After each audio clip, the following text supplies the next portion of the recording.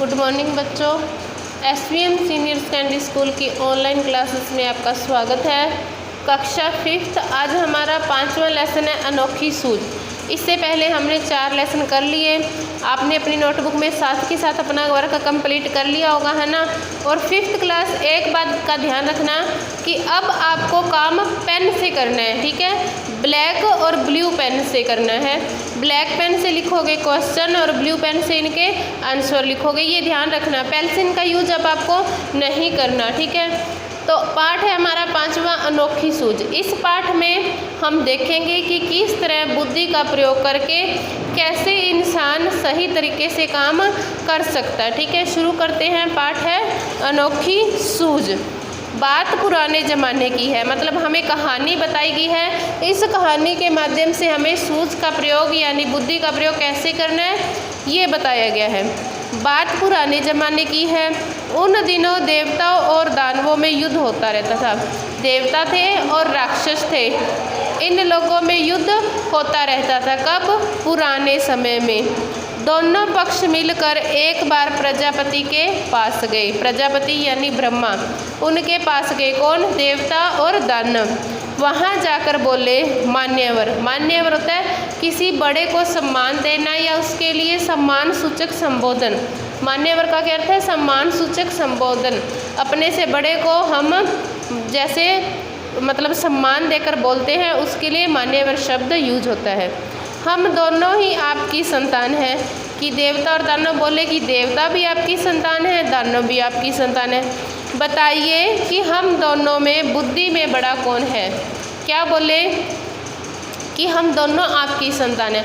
अब आप बताओ कि सबसे ज़्यादा बुद्धि किस में है, देवताओं में है या दानवों में है। उनकी बात सुनकर प्रजापति मुस्कुराए, मन में सोचने लगे किसे बड़ा बताऊं। उनकी बात सुनकर हंसी आने लगी और सोचते किसे बड़ा बताऊं। देवताओं को बताऊंगा तो दानव नाराज हो जाएंगे, झगड़ा करेंगे। अगर दानवों को बुद्धि में बड़ा बताऊंगा तो देवता नाराज हो जाएंगे, है ना। देवता को या दानवों को?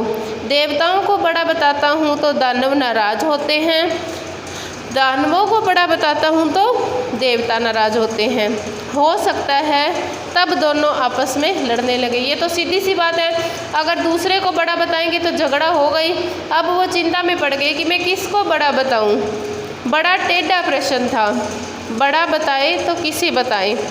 कुछ सोचकर वे बोले इसका उत्तर कल दूंगा। वो बोले सोचने के बाद कि अब मैं किसको बड़ा बताऊं, ये तो दिक्कत वाली बात हो गई। तो उन्होंने कहा मैं इस प्रश्न का उत्तर आपको कल दूंगा। आप दोनों ही कल मेरे यहाँ भोजन पर आमंत्रित हो। आमंत्रित यानी इनवाइटेड हो।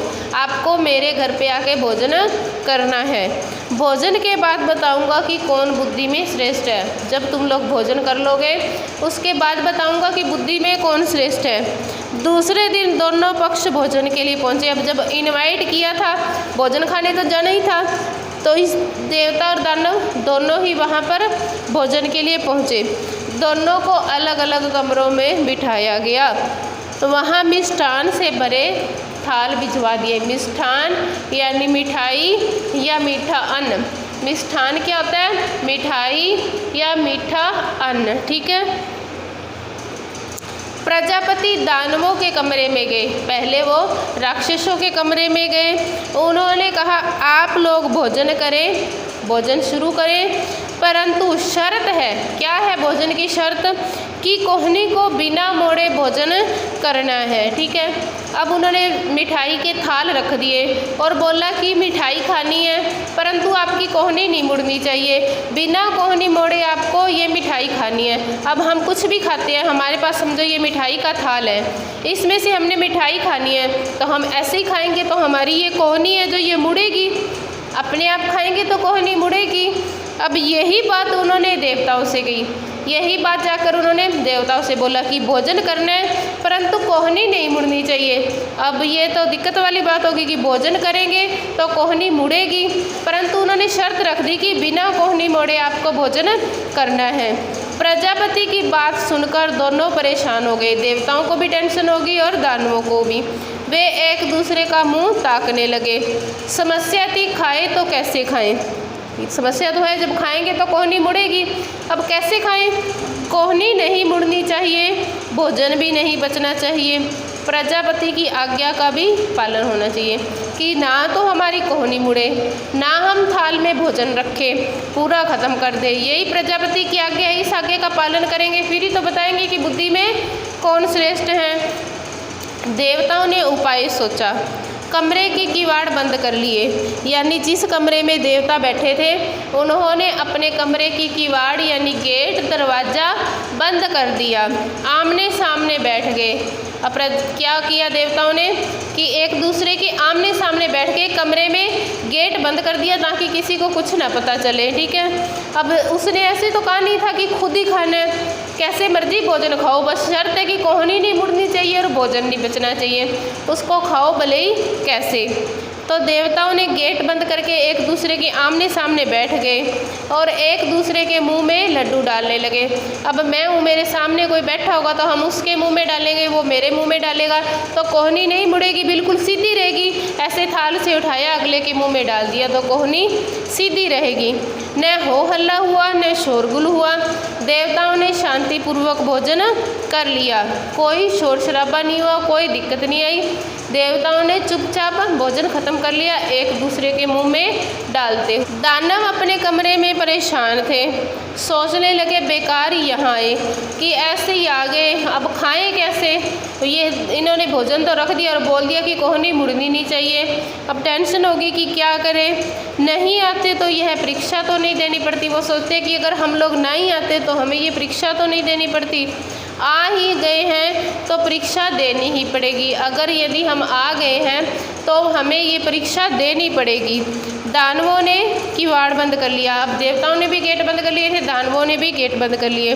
लड्डुओं के थाल पर टूट पड़े, लड्डू लेकर उछालने लगे।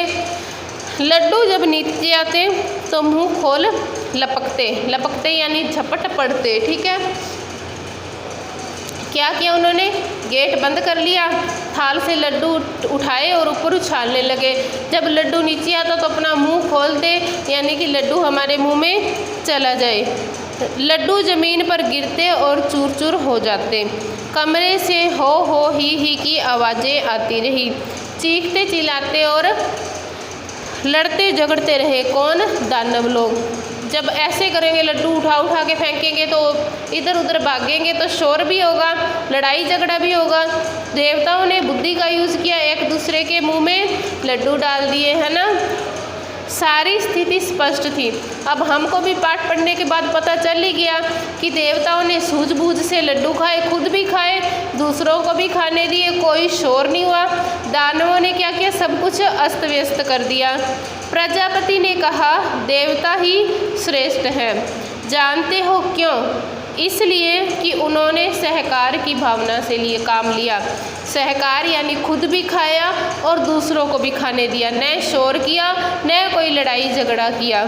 खुद भी खाओ और दूसरों को भी खिलाओ, जियो और जीने दो, यह थी इनकी विशेषता। ना तो दानवों ने खुद खाया, ना दूसरों को खाने दिया, शोर किया, लड़ाई झगड़ा किया, परंतु देवताओं ने खुद भी खाया, दूसरों को खिलाया। अब एक दूसरे को खिलाए तो दोनों का ही पेट भरा, तो उन्होंने बिल्कुल शांति से अपना पूरा काम कर लिया। यही थी इनकी विशेषता। इन्होंने बुद्धि से काम लिया और सूझबूझ दिखाई। ये आमने सामने बैठ गए, एक दूसरे के मुंह में लड्डू देते रहे, थोड़ी देर में थाल साफ कर दिए। दूसरी तरफ दानवों ने शर्त का पालन किया, लड्डू उछालते रहे, उन्हें पाने के लिए लपकते रहे, यानी इधर उधर दौड़ते रहे, न खुद खाए न दूसरों को खाने दिया। लड्डू तो बिगड़े, पेट भी नहीं भरा, भी सब लड्डू भी खराब हो गए और इनका पेट भी नहीं भरा। तो इस पाठ से हमें क्या शिक्षा मिलती है कि जिसके पास बुद्धि है उसी के पास ही बल है, जिसके पास दिमाग है, दिमाग का यूज़ करता है, उसी के पास ही शक्ति है। इसलिए इस कहानी से हमें पता चलता है कि देवताओं के इस परीक्षा में सफल होने का कारण भी यही था कि उन्होंने बुद्धि और बल का यूज किया।